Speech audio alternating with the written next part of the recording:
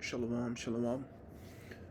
First and foremost, I want to begin by giving all praise, honor, and glory unto Yahweh, Bahashem, Yahushai, Bahashem, Racha, Kodash. Double honors to the elders and to the apostles of Great Millstone, and in our respect to the brothers that they're pushing and spreading the gospel of Yahweh, Bahashem, Yahushai, to the folkness of the world.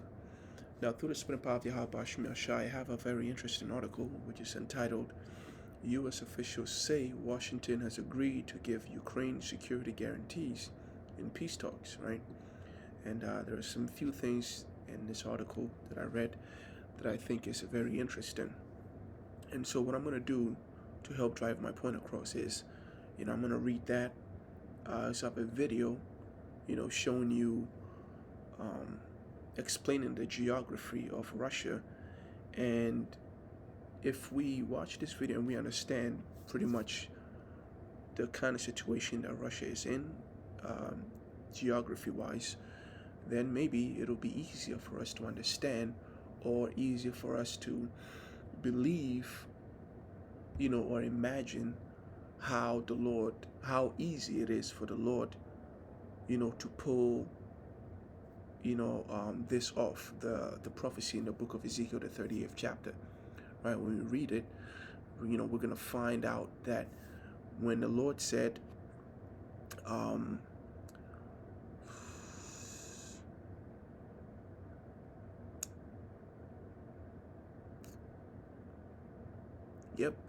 Ezekiel 38 and 10, it says, Thus saith the Lord God, it shall also come to pass that at the same time shall things come into thy mind, and thou shalt think an evil thought, right?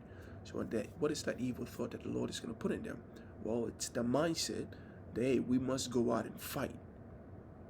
And their motivation, like I said, is going to be a lot clearer after, especially we watch this video and we read this article and find out the things that Russia asked in return for giving Ukraine security. Now, the reason Gog and Magog, Russia, is very important in prophecy is because, when John the Revelator saw the downfall of America, he saw that the events leading to the downfall of America, or Esau's kingdom, let me put it that way, he saw that the downfall of Esau, Satan's kingdom, was tied to Gog and Magog, the prophecy that we are going to read about in the book of Ezekiel, the 38th chapter, right?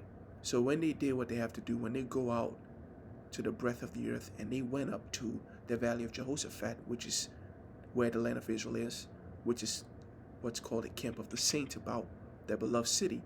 When they went there, that's when the Lord fire came down from God out of heaven. In other words, that's when the nuclear missiles are being shot. That's when the devil, Satan, his empire, his kingdom rulership is cast into the lake of fire. Right? Let's understand this. It's very important that we understand and we know what's to come in the future times. The more you understand these things, the more we go over it, the more you understand, the more new connections are being made in your head, and the more likely you are to be spiritual about titles that seems to be, insignificant. Well, it may be significant, but it may seem, that, this may not have anything, prophetic to it. But that's because what? You may not be spending enough times understanding what the prophecy is. So let's get into this article. It says, U.S. officials say Washington has agreed to give Ukraine security guarantees in peace talks. Now, when I read it, it says that the officials said talks with President Donald Trump and envoys Steve Witkoff and Jared Kushner led to narrowing differences on security guarantees that Kiev said must be provided, as well as on Moscow's demand that Ukraine concede land in the Donbas region in the country's east. Okay, so at first they wanted to take the capital of Ukraine, which is Kiev, and they switched their tactics into now conceding the Donbas region. And the Donbas region, as it says, it's in the country's east. And what we're going to find that in combination to, what was it? What region have they already annexed? Let me see if I'm gonna show the map in here.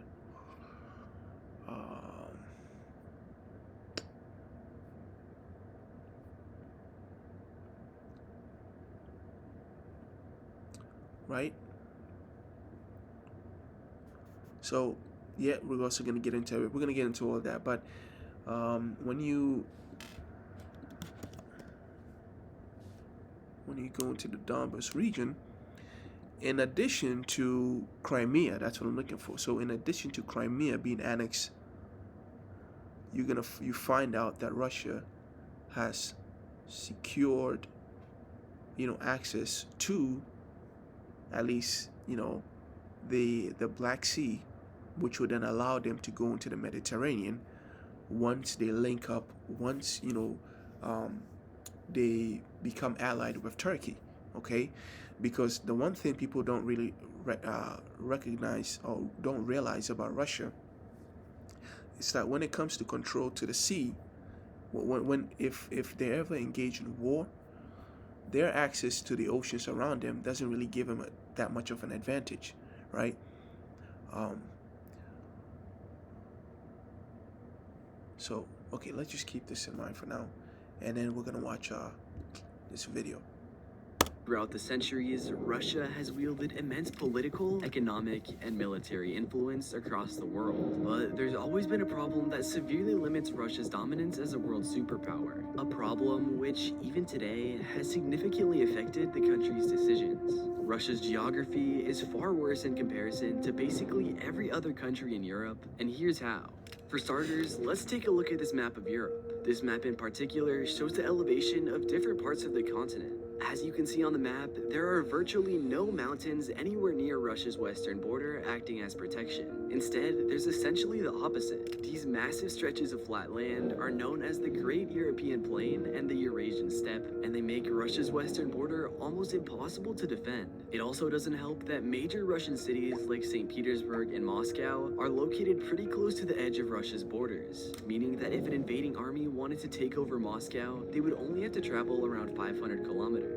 Likewise, if an army wanted to take over the key port city of St. Petersburg, they would only have to travel about 150 kilometers, assuming that their starting point was in Estonia. People have used this weak border as a means to invade Russia for centuries, and in fact, the earliest example I could find dates all the way back to the 1200s. At this point in time, the country we know today as Russia was merely a loose group of Slavic and so you see, every access that they have to water, it's either sealed off, or to get to the ocean they have to meddle, or or be allowed by NATO allies for them to get into the ocean. That's their problem right now.